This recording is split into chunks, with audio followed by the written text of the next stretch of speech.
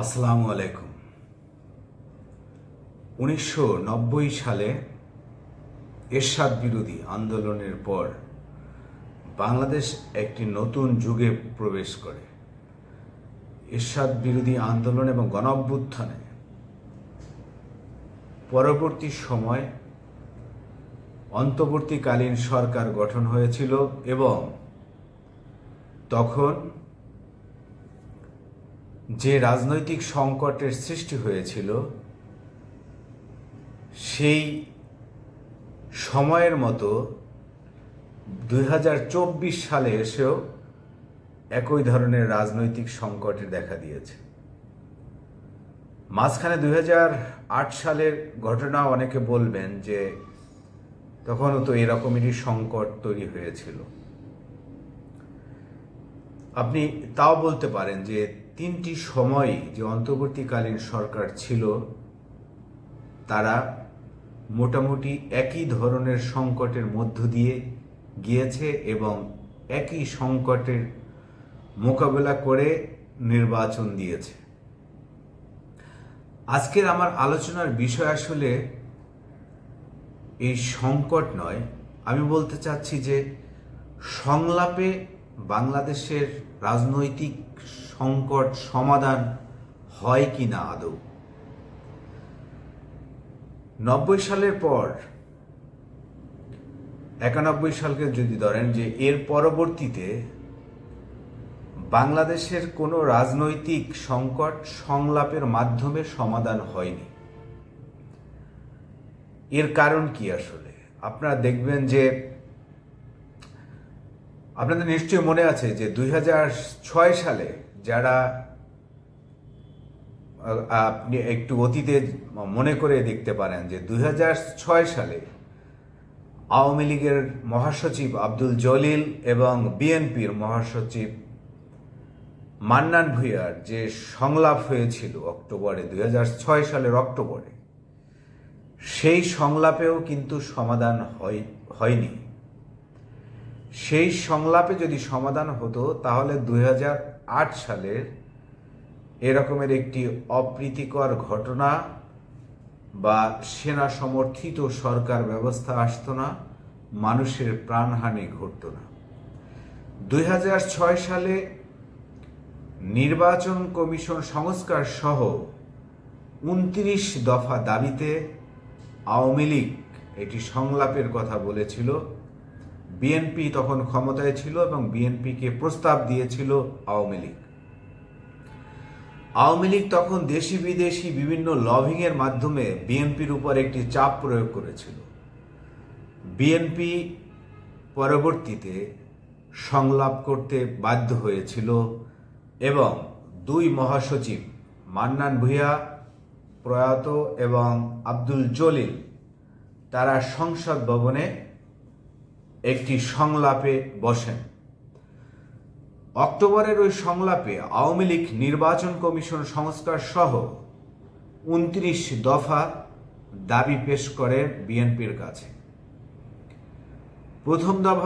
প্রথম দিনে সেই সংলাপ করে দুইজন মহাসচিব খুব হাস্যোজ্জ্বল এবং করমর্দন করেন তারা, এবং গণমাধ্যমকে বলেছিলেন যে তারা বিভিন্ন বিষয় নিয়ে আলোচনা করেছেন। একদিকে 14 দল ছিল আওয়ামী লীগের নেতৃত্বাধীন, অন্যদিকে জামায়াত বিএনপি সহ তাদের সমমনা যে শরিক দল তারা এই সংলাপে ছিল, কিন্তু জামাতকে বাদ দিয়ে আওয়ামী লীগ শর্ত দিয়েছিল যে জামাতকে বাদ দিয়ে এই সংলাপে আসার।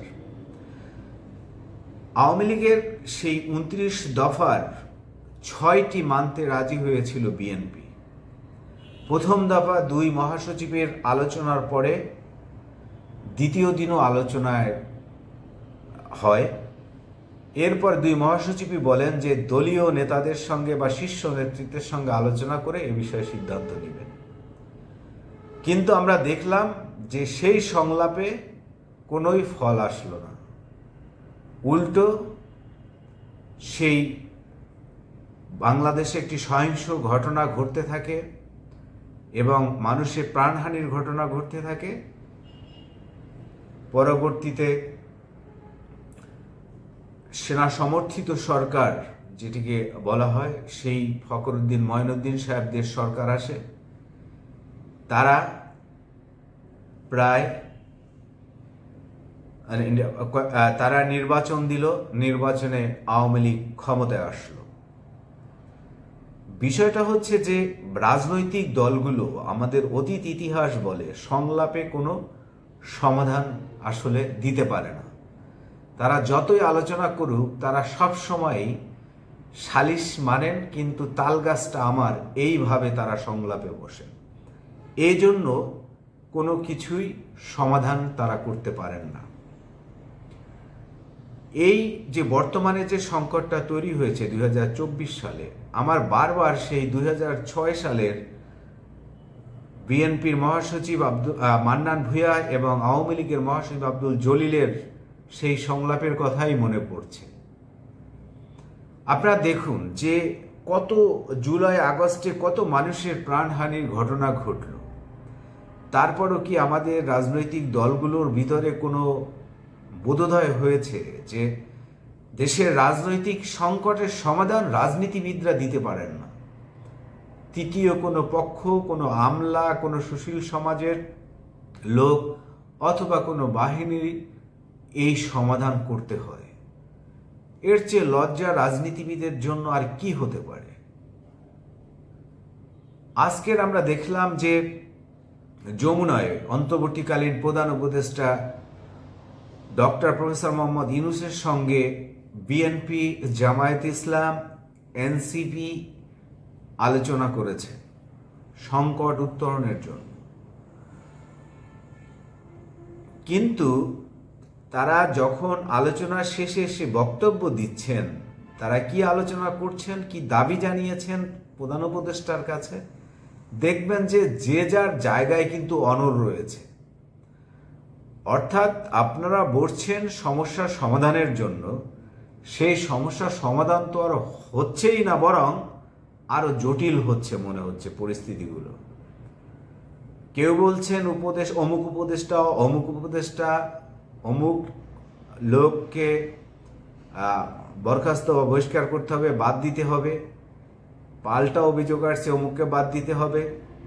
কেউ বলছেন ডিসেম্বরের নির্বাচন, কেউ বলছেন ডিসেম্বর থেকে জুনের মধ্যে নির্বাচন, কেউ বলছেন সরকার যে রোডম্যাপ দিয়েছেন সেই রোডম্যাপের মধ্যে নির্বাচন হলেই হবে, তাতেই তারা একমত। তাহলে আপনারা যে ডায়লগ করলেন, সেই ডায়লগের আসলে রেজাল্ট কি? এর আগে আমরা দেখলাম যে মাসব্যাপী ডায়লগ হলো, সেই ডায়লগের আসলে রেজাল্ট কি হলো? এরপর আজকের আবার ডায়লগ করলেন, সেই ডায়লগের বা রেজাল্ট আসলে কি হবে? আপনি যদি ইগো নিয়ে বসে থাকেন, আপনি যদি মনে করেন যে আপনি যে কথাটা বলছেন সেটাই রাইট, সেটাই মানতে হবে, তাহলে সমস্যার সমাধানটা আসলে কোথায় হবে? আপনি এটা এদেশের মানুষের যে এই যে অভিজ্ঞতা হচ্ছে যে রাজনীতিবিদদের সম্পর্কে, যে দেশের বড় রাজনৈতিক সংকট তৈরি হলে সেটার সমাধান তারা দিতে পারছেন না।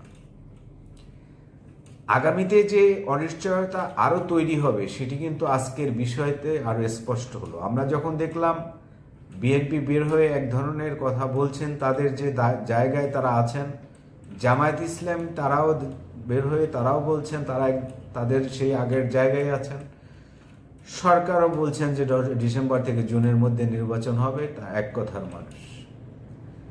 তাহলে আসলে সংলাপ করে যে সমঝোতা বা ছাড় দেওয়ার যে জায়গাগুলো, সেগুলো কে ছাড় দিচ্ছে বা কে ছাড় দিবে? এই জায়গাগুলোতে কখনোই কি ঠিক হবে না?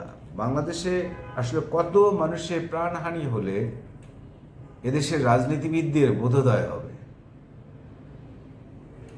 এই সমস্যার সমাধান রাজনীতিবিদদেরই করা উচিত বলে আমি মনে করি, এবং এদেশের মানুষও তাই চায় যে আর কোনো জটিলতা, সংশয়, সংকট যাতে বাংলাদেশে না হয়। কিন্তু দেখা যাচ্ছে যে না, সেটি মনে হয় হচ্ছে না, আরও সংকট ঘনীভূত হচ্ছে।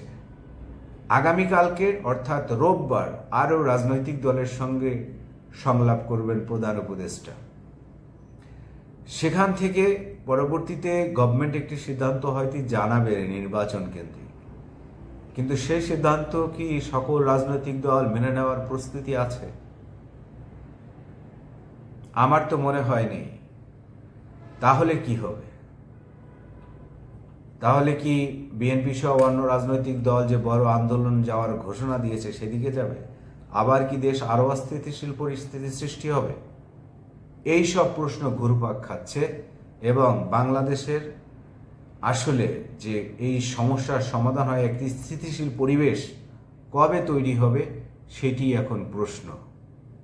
এর উত্তর হয়তো কারোই জানা নাই, কারণ বাংলাদেশের স্থিতিশীল পরিবেশ হতে হলে এমন কিছু ঘটনা ঘটে তারপর স্থিতিশীল পরিবেশ তৈরি হয়। এর আগে কখনো স্থিতিশীল পরিবেশ তৈরি হয়নি।